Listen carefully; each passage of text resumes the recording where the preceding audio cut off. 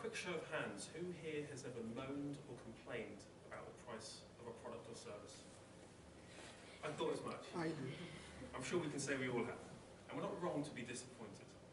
But if you really think about it, is it really the price that we're unhappy with? Or is it the value when it doesn't match the price that we're paying for it?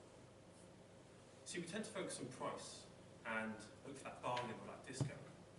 But what we really should be focusing on is the value of the product or service to us as a consumer and what we really want from it.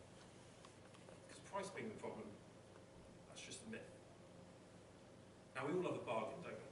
We've all been shopping for, say, barbecue products, and we look for a pack of burgers or sausages, and we see that magical buy two, get one free sign just light up, catch our eye.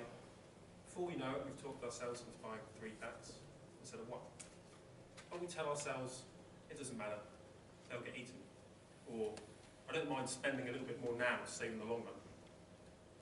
But that's not always the case. That cost-saving scenario is dependent on more than we care to analyse in that moment when we're blinded by the lights. For instance, we might now have to buy more condiments and bread than we didn't plan to. We might cook all the products but not eat them all, in which case some of them go to waste. We might hold a couple of packs back or throw them in the freezer, or they'll stay for months and months, where they join the rest of the bargain food that will get eaten at some point. Or quite simply, we might have bought the cheaper products, where you cook them, for some reason they shrink to half the size, and they taste like horse meat, depending on where you shop, that is. The point is, when we focus on price, we tend to forget about the value of the product to us, and what we really want from it. You see, most people tend to buy something when they believe that the value exceeds the price that they're paying for it. And in reality, we value different products and services at different prices, on different days, and in different situations. For example, now you could buy a large cod and chips from the local chippy for £3.50.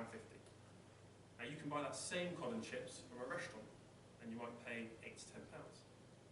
You move that restaurant to somewhere with a sea view, or a good view, or good location, and you might pay up to £15, maybe even more. And in each case, you might begrudge the extra uplift in price. But in reality, we still nearly always make the purchase, don't we? Because in those instances, we're not just buying a product, we're buying an experience, we're buying convenience. And those two extra factors justify that extra uplift in price.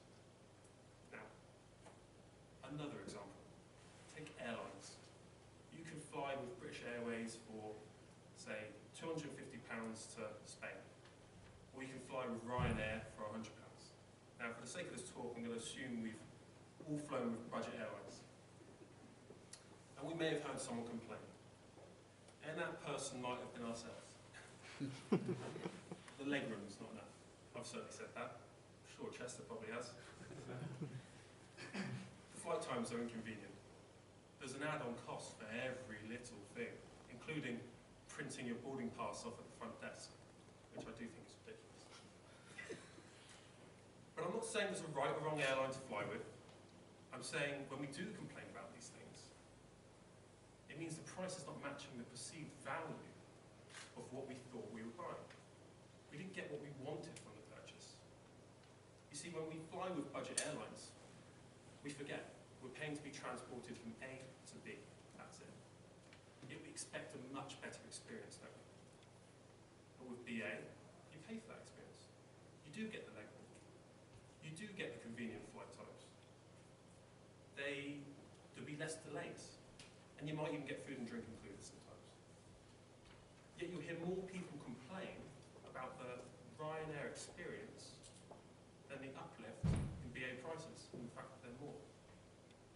Which shows that just because you're paying less for something, it doesn't always mean that the perceived value of that product is being met. Now, at the same time, you don't have to pay more for something either. That doesn't mean you're always going to meet what you need either.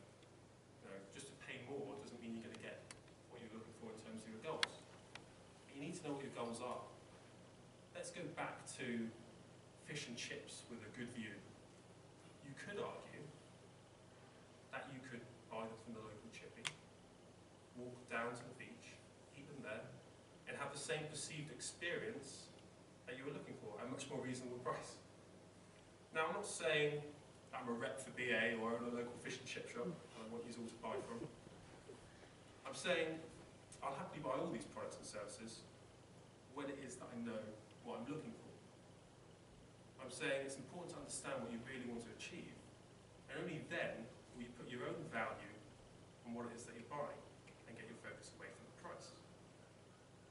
So in conclusion, I urge you, next time you're umming and ahhing about the cost of a product or service, stop for a second.